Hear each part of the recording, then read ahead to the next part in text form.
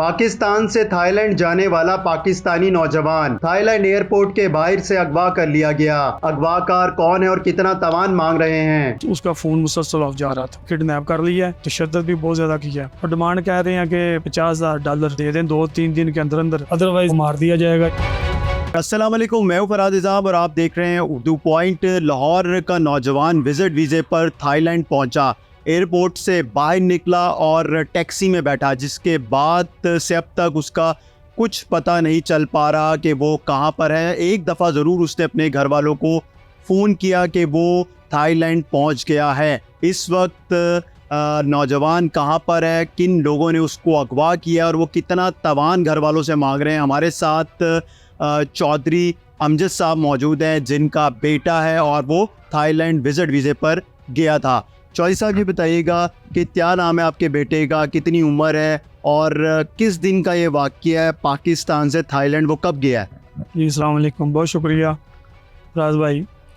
ये बेटे मेरी उम्र है बेटे की तकरीबन 24 साल है। वो शाहजब नाम है उसका। ये विज़िट करने के लिए गया दुबई आया। दुबई पे बिज़नेस कर रहा था अपना, मिलने के लिए आया तो फिर कहता जी मैंने विज़िट करना थाईलैंड का, वहाँ पे भी कोई सेटअप बनाना चाह रहा हूँ।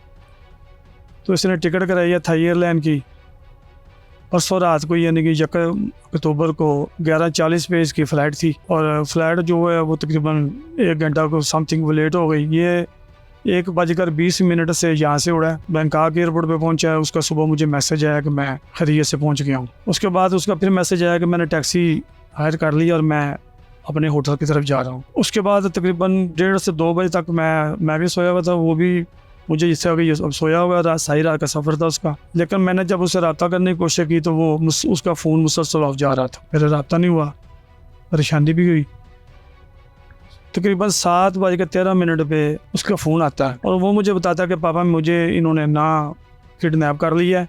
मैं जिस गाड़ी में बैठा हूँ उसी टैक्सी ड्राइवर ने, कोई आगे उसके कुछ साथी और भी थे, वो अपनी ज़बान में बात कर रहा था किसी से और तकरीबन आधे घंटे की ड्राइव के बाद मुझे उन्होंने हुआ कर लिया गन पॉइंट पे और आंखें बांध ली। तकरीबन 4-4.5 घंटे की ड्राइव करते रहे।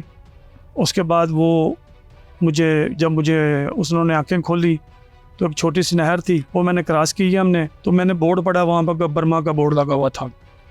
तो यहाँ वहाँ पर सराहत थी म्यांमार की। और उसके बाद वो कहते मुझे उस कंपाउंड में ले गए। उसके वो कॉल के उन्होंने तशद्दुद भी बहुत ज़्यादा किया। तो मैंने क्या कहना क्या चाहते हो, ये कौन लोग हैं?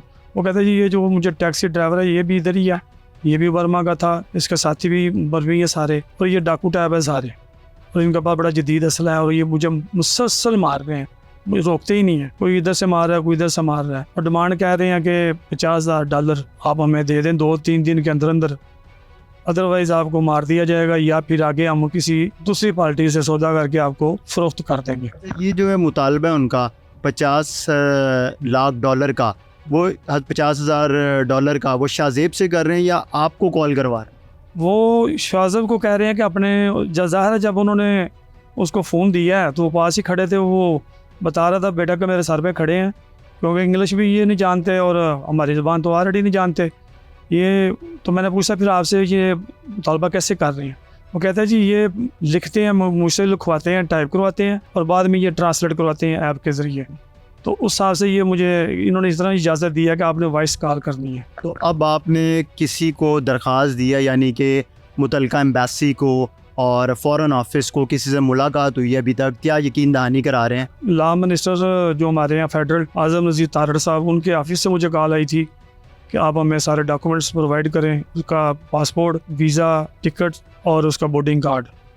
तो हम इंशाल्लाह अपने तौर पे ट्राई करते हैं, कोई जो बर्मा एम्बेसी है उनसे भी रब्ता करते हैं और थाईलैंड एम्बेसी से भी। तो मुझे यकीन है हमारे जो मुल्क के सिक्योरिटी इदारे हैं और मुझे अपनी हुकूमत पे भी बड़ा यकीन है। कितने दिन तक का उन्होंने कहा है कि हम वहाँ पे मुतलका लोगों से रब्ता करके इसको जल्द अज जल्द हल कर लेंगे, यानी कि पता लगा लेंगे कि आपका बेटा कहाँ है? मुझे अभी तक तो ऐसी कोई यकीन दहानी नहीं कराई कि वो पता लगा लेंगे, लेकिन मुझे उन्होंने एक उम्मीद दिलाई है कि कल तक इंशाल्लाह ताला कोई आपको प्रोग्रेस रिपोर्ट मिलेगी, क्योंकि बकौल इन्हीं के जो एम्बेसी हैं हमारे हाई कमिश्नर हैं दूसरे मुल्कों के, थाई में भी और बर्मा में भी उनसे रब्ता हो चुका है और बर्मा से और थाई जो उनकी एम्बेसी है उनसे भी रब्ता हो चुका है।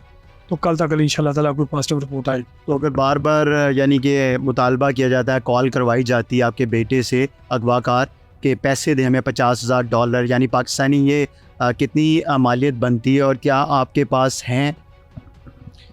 नहीं, इतने पैसे तो मेरे ख्याल में नहीं है, लेकिन अगर खुदा ना खास्ता वैसे सूरत हाल बनती है तो ज़ाहिर है फिर मैं यही करूँगा कि चाहे तन बेचूँ मन बेचूँ।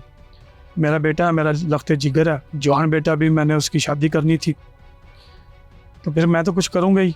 अगर मेरी गवर्नमेंट पाकिस्तान कोई मदद नहीं करती तो फिर मुझे अपनी मदद आपके तहत कुछ करना पड़ेगा। तो वैसे आपने उनका रिश्ता वगैरह किया है बेटे का? कब शादी थी, क्या था?